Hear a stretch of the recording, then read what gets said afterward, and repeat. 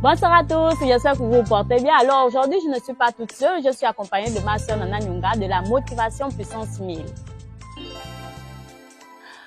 Bonne année à tous, j'espère que vous vous portez bien, le peuple de Biasoya, le retour aux sources. Alors aujourd'hui, je suis avec vous pour discuter sur des points importants avec ma sœur. Alors, sans plus tarder, enfants, filles et fils d'Alkebulan, assumons notre héritage.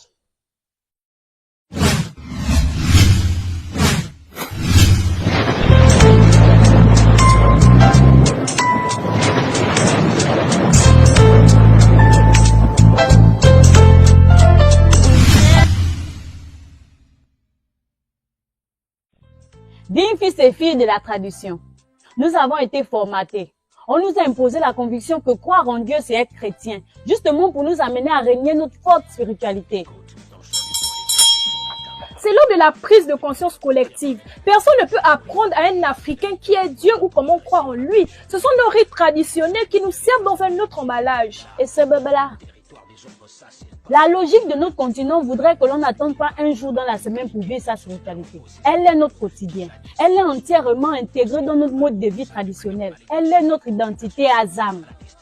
Peut-on demander à un enseignant de l'école primaire d'aller enseigner les maths dans une classe de terminale? Arrêtons cette mascarade qui nous aide en rien dans notre quotidien en fait.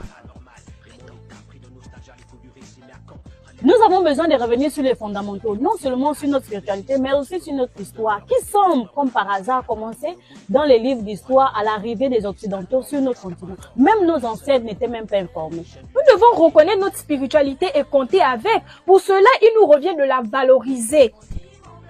Alors qu'on arrête de se cacher derrière les rideaux, quand je suis chrétien. Alors que tous les jours, tu es dans les ngosé, tu as la tunique là comme moi, tu as la bougie, tu es en train de prier comme ça là. Alors que tu es là bien dans les ngosé, tu es là, tu te réveilles au matin, tu t'habilles maintenant la chemise et tout. Oh, je pas prier, oh, je pars à l'église. Je pars, oh, Jésus est mort, oh, Jésus. Assumons-nous. Pourquoi avoir peur d'être stigmatisé par ceux qu'on croit? N'est-il pas un honneur d'affirmer, de défendre nos croyances? Les chrétiens ont-ils honte d'affirmer leur appartenance? À qui est le message? Certains diront que leur spiritualité est un engagement personnel. C'est pourquoi ils ne déclinent pas leur appartenance aux branches de l'Iboga. Mais pourquoi ils n'agissent pas de la même façon avec les religions du livre qui sont fiers d'afficher les images sur la toile? C'est en réalité les symptômes du lavage de cerveau savamment orchestré par le christianisme dans le passé. Je ne dénigre personne, mais aujourd'hui tout est su de plusieurs. On est fier de dire qu'on est chrétien, mais on a honte de dire qu'on est bandit. Pourquoi? Parce que ce sont les choses des Noirs. Et les choses des Noirs, ce sont des pratiques qu'on doit surtout avoir honte, n'est-ce pas? Or que nous sommes Noirs, donc nous avons honte de nous-mêmes. Chers traditionnalistes, assumons-nous. Soyons fiers d'être les dignes enfants d'Agomeni, la mère universelle. Arrêtons de nous cacher derrière les religions du livre, alors qu'on sait qu'on est des traditionnalistes. L'heure est au retour aux sources fondamentaux. Les rites laissés par nos aïeux sont complets et ne souffrent d'aucune forme de complexe. Alors, je veux m'éclipser par là en espérant vous voir à ma rubrique Motivation Puissance 1000. Donc, regardez d'abord hier.